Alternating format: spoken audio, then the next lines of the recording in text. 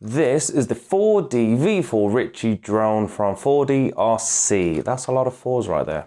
Now, this drone costs around £50, give or take, even on the actual website, which they do have a website, 4DRC. It's around £50. It's a very light drone, very small drone. I mean, you know, same size as my face. But it's, for £50, you get a lot. You get a camera, a HD 1080p camera. You get, obviously, headlight sort of thing, rear light. In the kit you get, it comes in a little travel bag, like a hard foam kind of bag. You get, if I can open the bloody thing, you get 2 batteries.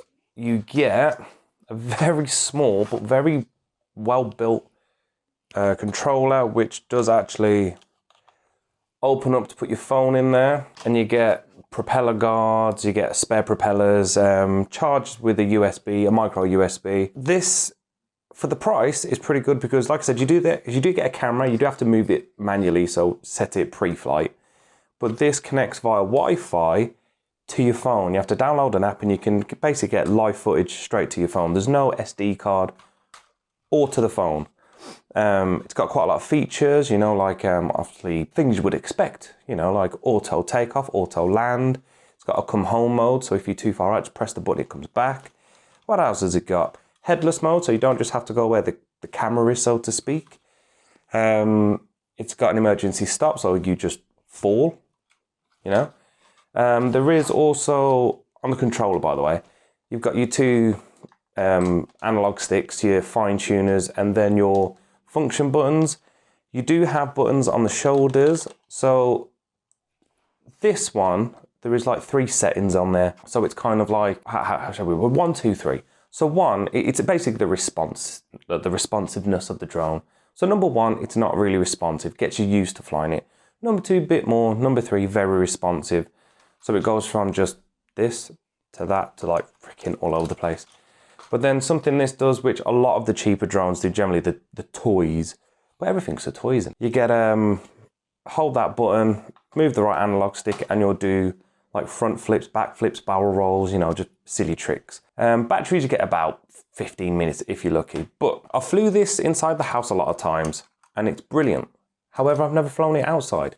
So while I was on holiday last week by the seaside, I thought I'd take it out and fly over some cliffs and some caves. And it didn't go to plan. Now, it survived. I mean, granted, the arms are a bit, there's no locking on the arms, but I didn't crash or anything. But what happened was the Wi-Fi receiver for the camera died. So what happened was I managed to get like 18 seconds of footage, which I might put up. But yeah, it died on me. So I got in touch with the company, not with a lot of faith in them replying to me. And sure enough, they replied. And they said, you know, what's the problem? They were super helpful. And, you know, it is a Chinese company and everything's, you know, it's all in the places you can't pronounce. I was expecting it to be quite difficult to talk to them, but it was actually really easy. Better than what I'm doing right now. But long story short, they sent me a link to get the Wi-Fi receiver. So I should be getting that in about a week or so. And then I'll be able to actually test it properly. Because there's also a thing called follow me. So providing the camera's on you, if you move, it should follow. Now I did do it while it was stationary, so I could see if it was tracking me, and it was tracking me. So it'll be interesting to see if the actual drone tracks me. So yeah, that's kind of where I am at the moment. I'll probably put the little bit of footage on just so you can see what it's like. But what I do want to say is there's no gimbal or anything for the drone. There's no, from what I can see, no like digital stabilizer. So the footage is very choppy, janky, whatever you want to call it. Even though it is a 1080p camera, it does, you know, the resolution is 1920 by 1080. It's only like a 2.1 megapixel camera, so it's kind of like the same quality you get from like a knockoff GoPro sort of thing. So it's not crystal. You don't get any sound as well. All you'd really hear is the bloody propellers.